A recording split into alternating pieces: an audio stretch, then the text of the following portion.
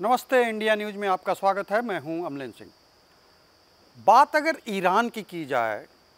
Iran और Israel में जो एक तरीके से वार चल रहा है, उसके पर्दे के पीछे की जो रणनीति है, इस रणनीति में जो सवाल निकल के आता है वो अमेरिका कहीं न कहीं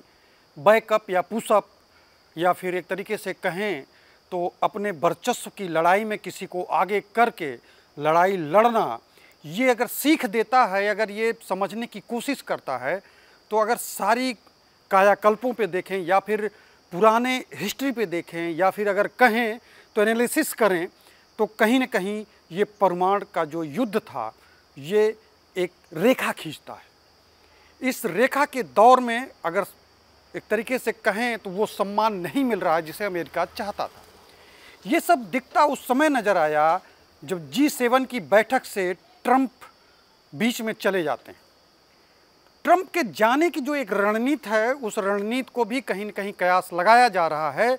कि कहीं ऐसा ना हो कि ईरान के खिलाफ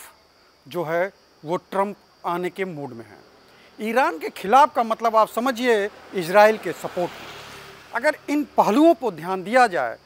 तो ईरान लगातार परमाणु जो है एक तरीके से षड्यंत्र की जो एक विकास कर रहा था, एक परमाणु के जो उद्योग से उसके उद्योग ही अगर उसे हम कहें तो बुरा नहीं है, क्योंकि लगातार इस क्षेत्र का विकास जो हो रहा था, परमाणु का जो संख्या बढ़ाने की कोशिश हो रही थी, ये जो खुफिया जानकारी के हिसाब से अमेरिका के पास जो एक मैसेज पहुंचता है, उस मैसेज को लगातार वो रोकने की कोशिश करता है कि परमाणु का जो एक तरह के विस्तारीकरण है उसको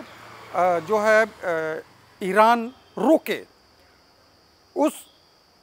चीज़ को लेकर लगातार चारों तरफ से पंपिंग करना अमेरिका का, और पंपिंग का नतीजा ये था कि प्रेशर जो डाला जा रहा था कि इस विकास को आप रोकिए, ये गलत है, आप इस चीज़ को नहीं कर सकते हैं। लेकिन अनुमानतः एक मोटी मोटा जो एक अनुमान होता है कि जो जिस तरीके से परमाणु के कार्यक्रम का विस्तार हो रहा था, वो अप्रत्याशित तरीके से 1000 गुना एक क्षमता के हिसाब से ईरान कर रहा था। ईरान की जो गतिविधि पे जब अमेरिका का नज़र पड़ता है, वो भी खुफिया रिपोर्ट के आधार पे, तो वो रोकने की कोशिश करता है कि कहीं ये बहुत बड़ा देश न हो जाए परमाणु के मामले में। तो वो उसको रोकने की कोशिश करता है, अपने अधिकारियों को भेजता है डील करने के लिए कि इन चीज़ों को आप समझिए और उनसे बोलिए कि इस कार्यक्रम को रोकें और इसकी प्रक्रिया में शामिल हों, क्योंकि सारे देश जो मिल करके एक अपना आंकड़ा देते हैं कि मेरे पास इतना परमाणु है और इससे अगर आगे हम बढ़ेंगे तो उस रणनीति के तहत जो है आपको आपसी समझौता करना पड़ेगा कि सबके पास इतना है, तो हमारी क्षमता के हिसाब से हमारे पास भी सुरक्षा के दृष्टिकोण से इतनी संख्या होनी चाहिए। लेकिन नहीं, ईरान रुकता नहीं है, वो किसी की नहीं सुनता है, वो अपने हिसाब से अपने परमाणु का विस्तार कर रहा है, अपने हथियारों का विस्तारीकरण कर रहा है, और सबसे बड़ी चीज़ कि वो अपने हथियारों को बंकर में रखता है। बंकर सेंस ये है कि उसका जो भी विस्तारीकरण हो रहा है वो बंकर पे हो रहा है, ग्राउंड लेवल के अगर आप मान के चलें तो ऊपर से आप कोई मिसाइल दागेंगे, कुछ भी करेंगे तो उसके जो अस्त्र हैं या उसके भी जो भी एक संसाधन हैं वो सारे चीज़ सुरक्षित रहेंगे। इस लेवल पे ईरान जो है अपने हथियारों की सुरक्षा के दृष्टिकोण से करता है। ये सारी चीज़ जब पड़ोसी देशों को पता रखता है, अमेरिका तक पता रखता है, तो उसको लगता है कि ये जिस रणनीति से काम कर रहा है, ये रणनीति कहीं घातक न साबित हो।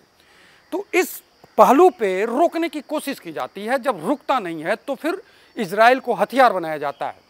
इजराइल के जरिए ईरान पे प्रेशर डाला जाता है, और एक तरीके से देखा जाए तो उस प्रेशर रणनीति में इजराइल जो है ईरान पे हमला करता है अगर, तो उस हमले के जवाब में ईरान भी इजराइल पे हमला करता है, और ये दोनों प्रेशर रणनीति में नुकसान दोनों तरफ से हुआ। अमेरिका को अभी भी ये नहीं विश्वास हो रहा है कि ईरान मानेगा। अब इंटरनल इजराइल का सपोर्ट करने के लिए अमेरिका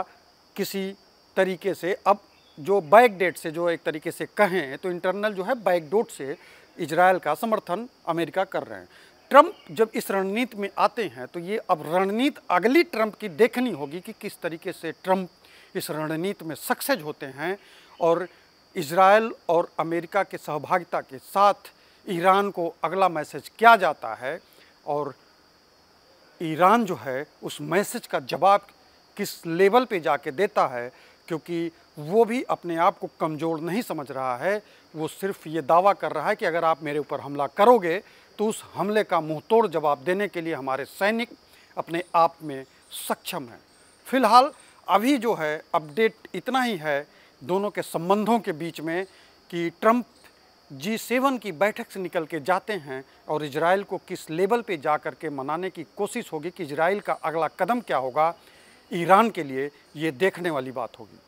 आप इंतज़ार करिए, जो भी अपडेट होगा हमारी टीम समय समय पर आपके सामने उपस्थित होती रहेगी। फ़िलहाल अभी के लिए इजाज़त दीजिए, नमस्कार।